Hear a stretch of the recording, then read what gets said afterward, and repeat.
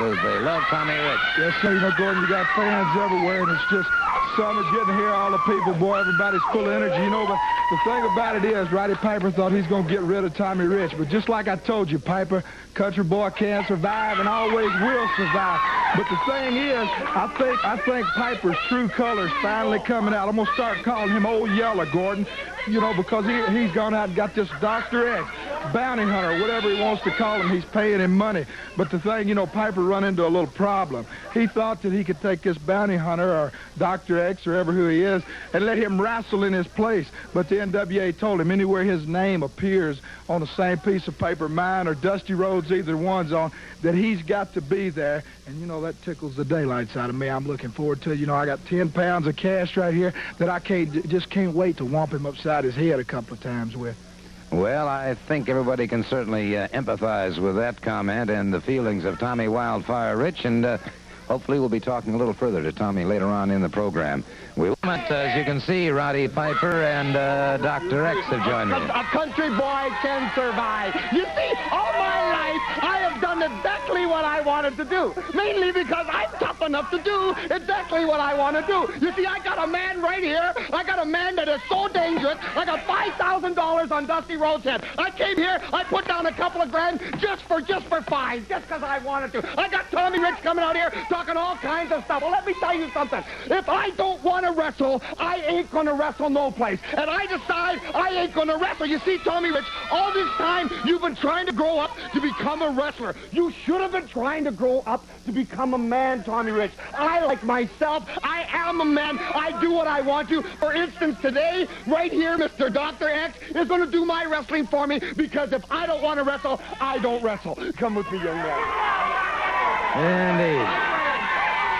All right, so Dr. X going to the ring, and he'll be facing Tupperello. Could be an interesting match indeed. There you see Roddy Piper in the lower left-hand corner of your screen. Dr. X moving out against Tupperello. One fall, a 10-minute time limit. Dr. X very quickly driving knees to the midsection of Tupperello. Very quickly drives him to the mat. Catches him once again. One thing about this Dr. X, one cannot deny the tremendous physique of the man. He obviously has great wrestling capabilities of down across the chest. Isn't that beautiful? Isn't that magnificent? We're talking thousands of dollars now. Talking $5,000, Dusty Rhodes. I'm talking about Donnie Osmond and wrestling Tommy Rich. Talking $5,000 on his head. This man's going to take my place in every arena. Look at this. Well, as you can hear, Roddy Piper very, very pleased with his man, Dr. X.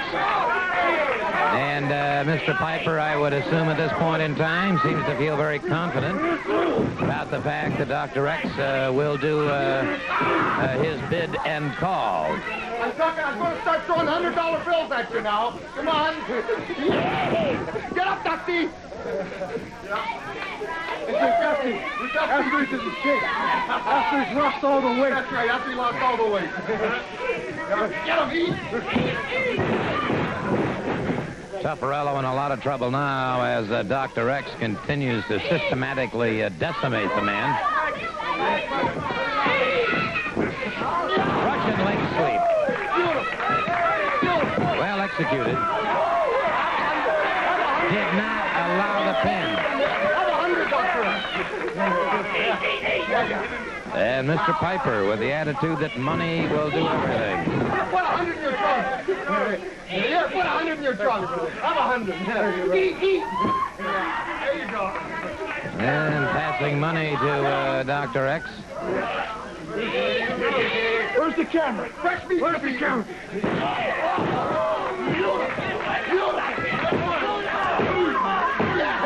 Count of three, and a merciful end, if you will, for Tupperello. Dr. X absolutely destroyed his man. You see, all the time, what I'm talking about is whatever I want to do, I do. I'm talking about hundreds. Oh, you looking for another broken leg? Jerry Brisco. Let me tell you something, Roddy Piper. Let me tell you something. You just hush your mouth a second. You let me tell you something. Don't you tell me. You just be quiet a minute. As a representative of the National Wrestling Alliance, as Vice President of Georgia Championship Wrestling, Piper, you have been walking on grounds that you shouldn't be on. Anywhere that your name is signed to wrestle, I don't care if it's against Tommy Rich, Dusty Rhodes, or who, you, Roddy Piper, made the mistake of putting your name on a dotted line. You cannot, you just be quiet a second there, young man. You cannot take your coat off, take anything you want off, but I guarantee you one thing, Piper. The people, the National Wrestling Alliance, Georgia Championship Wrestling has made a statement that money doesn't do anything. You, Piper, where your name is on contract, you will be doing the wrestling, not any of your animals like Dr. X. And that's it, Mr. Sawyer. Thank you very much. In other words, any place that his name appears on a contract, he must wrestle. Roddy Piper has been overstepping his boundaries since he's been in the state of Georgia.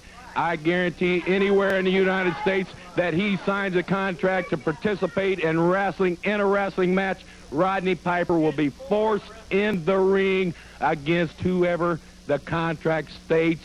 And Piper, no more hiding in the corners. Now you've got to come out and you've got to be face-to-face in the ring with the opponent that you signed with. Sawyer has joined me.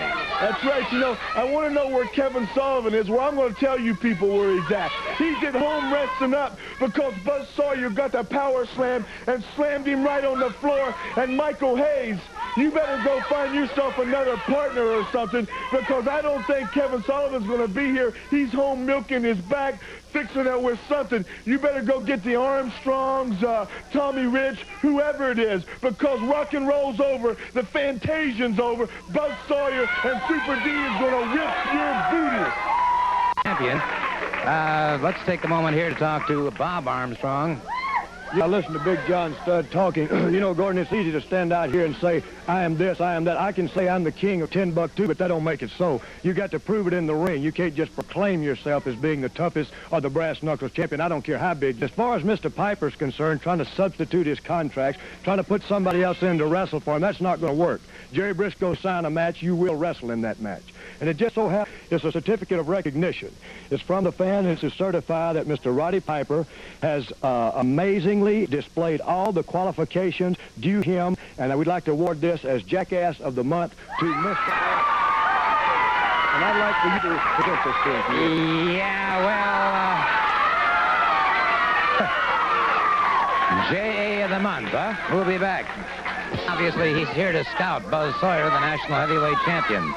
Well, you know something, Gordon, ever since I came into the Georgia area, Buzz Sawyer, for some reason, has been throwing words to me, been saying stuff about me and everything else that he knows nothing about me. Now, I don't know what his problem is, getting out here hollering and screaming about me. But I'll tell you one thing, you know, he goes out here and he's saying there's nobody to wrestle him, there's not enough competition around here. I want you to know, Gordon, I want everybody else out there to know, I want Georgia Championship Wrestling to know that I'll sign my name to a contract any day of the week to step in that ring with that man right there. You know. Hang in with me, Paul, and let's go to the ring. And let's take a look at the national heavyweight champion, Buzz Sawyer, in action. He's going up against Randy Barber. It's one fall, 10-minute time limit, and Sawyer in the black trunks moving out very swiftly against Barber. And I would say that the presence of Paul Orndorff here at the podium with me has given some added impetus to Mr. Sawyer's attack on this man. Let me say one thing, Gordon. That was uncalled for. The man was a national AAU amateur champion. He was the best there is. And I'm not taking nothing from the man. He wouldn't be wearing that belt right now if he's not the best. He does not need to resort to do the things like that. There's no need in that because the man has got so much talent that it's unbelievable. He does not need to resort to the stuff that he does. It's not professional as far as I'm concerned.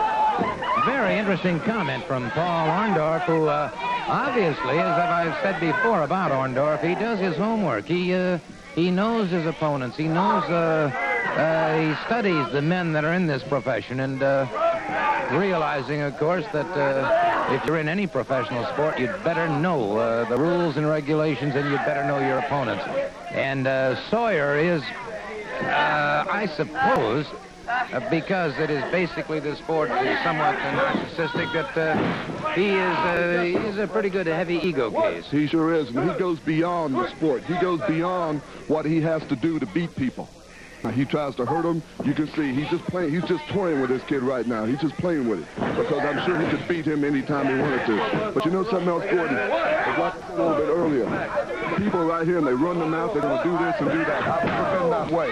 There's only one way to settle something, and that's right in the middle of that ring. That's the way they used to do it 50 years ago. And as far as I'm concerned, that's the way it still does with me. Interesting comment from Paul Orndorff, a man that I respect greatly, having watched his career. High school, college, and into the pro ranks. Look at the way this man... that leg, he's got his front face locked.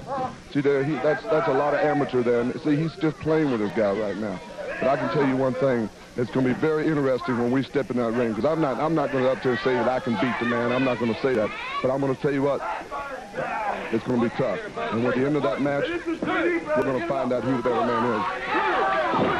Well, it certainly sounds to me like we have the makings of a challenge upcoming here, and it'd be interesting to see how Mr. Sawyer responds to all of this.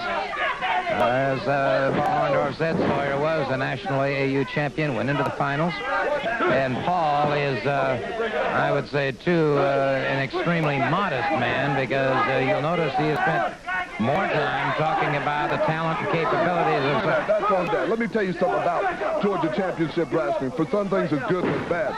But I've been watching Buzz Sawyer, like you said. I study my opponents. I know every move that man makes. I know what he's going to do. It's just like playing football. Every football team has a game plan. I do the same. Buzz Sawyer has a game plan. Otherwise, he would not be wearing that belt right now. He's the best there is right now in this area. But I'm going to give him a run for his money. Partial side chancery now by Sawyer. Then very quickly scissors on him, and now punishing the head and the neck.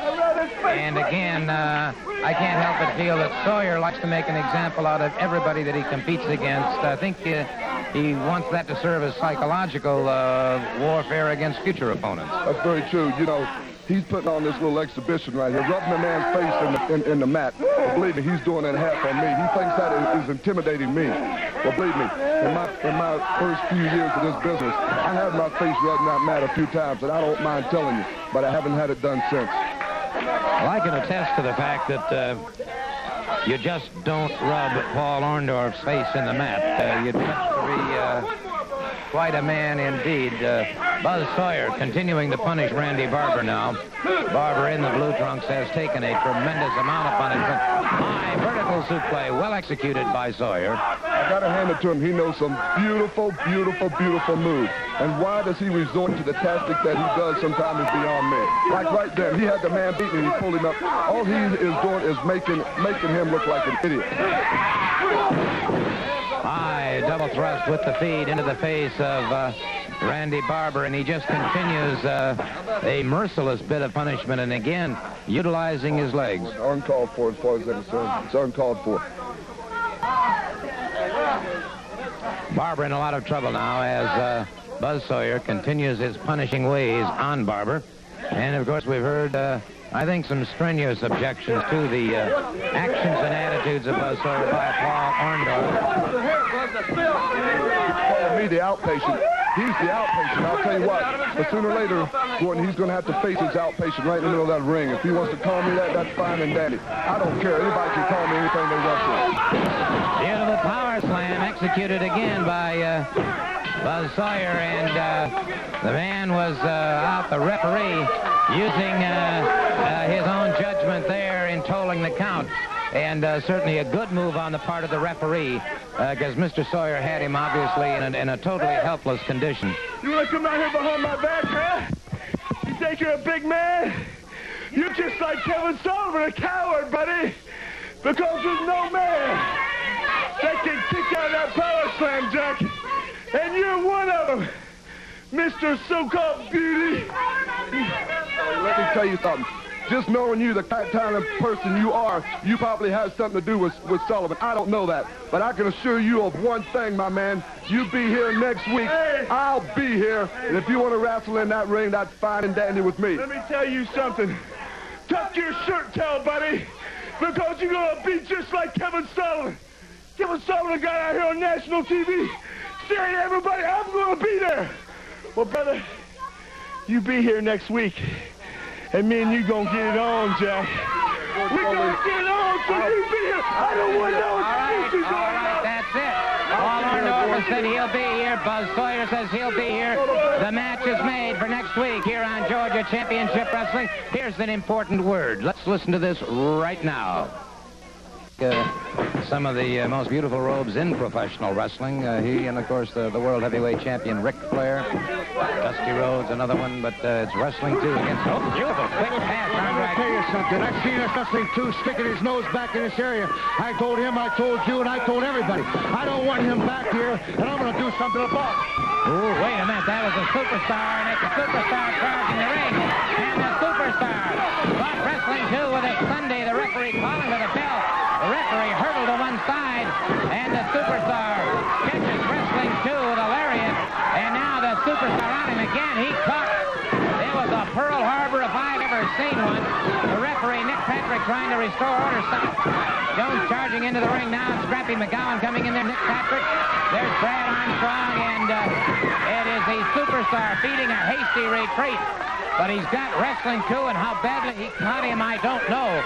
But there's a lot of people around him now, and the superstar, in an emotional tirade, suddenly... Just a little sample of what's going to happen to him. He better pack his bags and get out of here.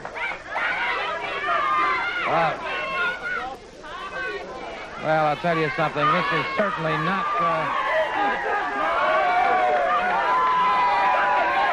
Who said money doesn't talk, huh? Wasn't that a beautiful thing? Wasn't that a beautiful thing? What happened to Mr. Wrestling, right? You're talking about Dr. X here. You're talking about Dusty Rhodes and $5,000. You're talking about Tommy Rich and $5,000. You're talking about all kinds of exciting things. You're talking about people dropping like flies around the no-grab strip, man. You're talking money, so I'll tell you what I'm going to do. I'm going to let you see this beautiful specimen of human machine. Go ahead and enter the ring and take the place of that lowly character that is walking out now. You see what they say? You got to pay the piper, but you idiot, I am the piper, and that is the man right there.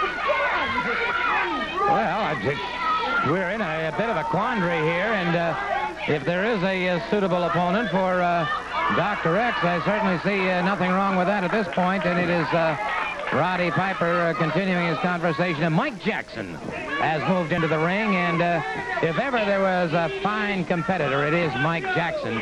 And Jackson, being very alert, ducks away from Dr. X. Ducks away again. Jackson.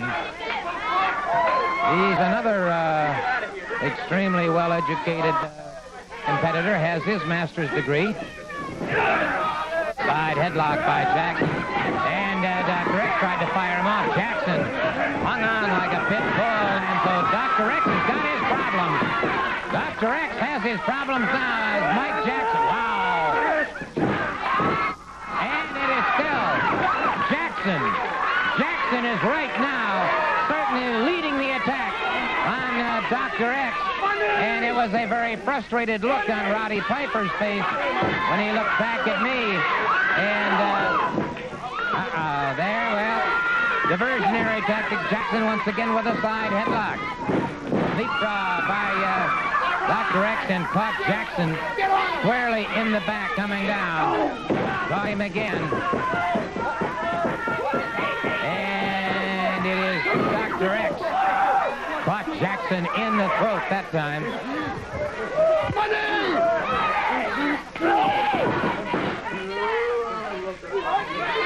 Well, you can hear Roddy Piper taking a microphone with him, and the best part about it is nobody knows what he looks like. Rich don't know what he looks like. Rhodes don't know what he looks like. Or he could be standing right beside you. He could be getting his hair cut next to you. Or died in Rich's case, huh? Died. Rich. Get out! And it is Jackson caught in an inverted form of the pile driver, driven to the canvas, and it is all over. And so Dr. X taking on a very game, very determined, and rugged Mike Jackson, and Dr. X turning the tide of battle on that particular point. And, He sunk the ship, man. yeah, Roddy Piper. Tell you something, mister. I'll tell you something. You're not out of